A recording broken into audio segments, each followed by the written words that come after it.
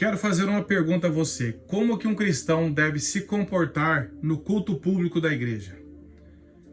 Eu pergunto isso porque nós percebemos que muitas vezes há uma confusão nessa questão. Nós achamos que nós estamos indo assistir um culto. Eu vou lá assistir um culto. O pastor vai pregar, eu quero ouvir ele, os irmãos da música vão tocar, eu quero ouvir, no final eu converso com alguém e vou embora para minha casa, assistir um culto. E tem uns que ainda se sentem como aquele programa de jurado.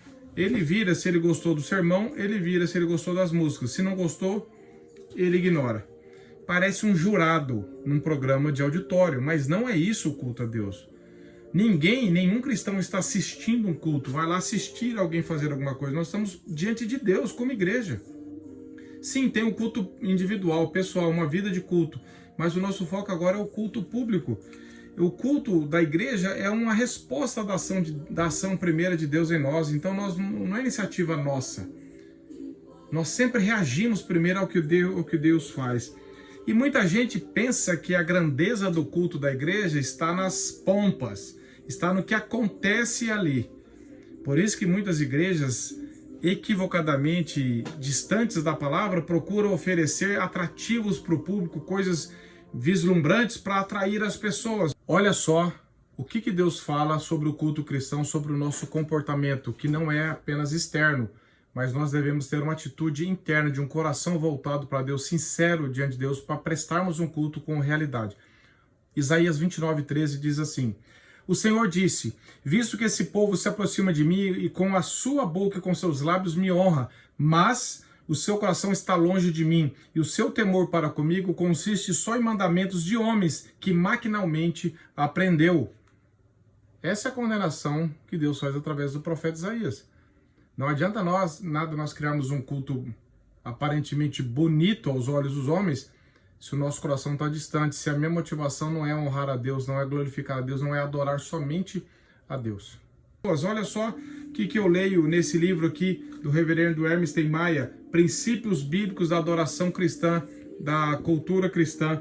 Olha só o que ele diz aqui na página 49, abre aspas: a grandeza do culto não está em sua pompa, em geral superficial, crédula e inutilmente substitutiva. Pretensa qualidade das pessoas, brilho do coral, eloquência do pregador, beleza do templo ou qualquer outra coisa que possamos apresentar.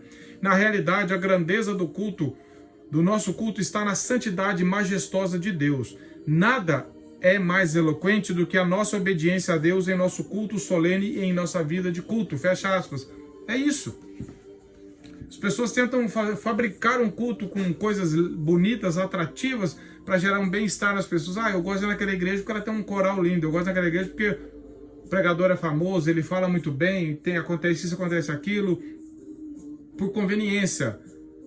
É perto de casa, é longe de casa, cadeira boa. Nós estamos lá como se fosse um consumidor de algum produto que estão nos oferecendo. Que Deus tenha misericórdia de nós. E o cristão que vai prestar um culto a Deus, ele não vai assistir, ele vai prestar um culto a Deus, ele tem que estar com o coração reto diante de Deus, ele tem que estar em oração para que Deus sonde o coração dele, para saber se ele está em obediência à palavra, para saber se ele está realmente interessado em louvar a Deus. Ao sair de casa, nós devemos orar, falar: Senhor, eu estou indo prestar um culto ao Senhor.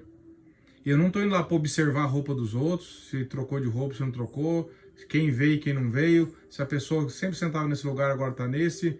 Eu não estou indo lá para ficar tomando água na reunião inteira, porque parece que é uma inquietação. A nossa mente é distraída facilmente na hora do culto, porque isso é uma artimanha de Satanás. Prestar atenção em tudo menos na palavra. E nós começamos a ouvir fragmentos da pregação.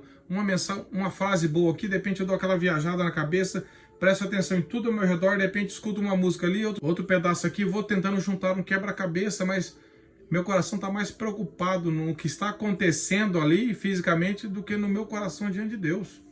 Então eu sento, eu me distraio, relaxo na cadeira, eu mexo no celular, eu fico observando as pessoas, eu fico vendo quem está cochilando na reunião ou quem não está. Eu pareço uma coruja assim, fico observando tudo. Mas nós somos chamados a prestar um culto a Deus. A nossa mente tem que estar sintonizada com o que estamos ouvindo, cantando. Nosso coração tem que estar atento ao que vamos ouvir na leitura da palavra, nas orações, nas músicas cantadas. Senhor, trabalha essa verdade no meu coração, não me deixa distrair. Eu estou prestando um culto a Deus, eu não estou participando passivamente de nada. Eu não sou espectador, eu sou um adorador, e Deus procura adoradores, não espectadores, não clientes, não consumidores. Mas muitas vezes a nossa postura não é como adorador. Nós saímos, ouvimos a palavra, no máximo falamos, foi boa, gostei. Mas não somos chamados para avaliar nesse sentido. Sim, se a palavra não é bíblica, nós devemos conversar com quem pregou. Se as músicas não são bíblicas, devemos conversar com o pastor da igreja.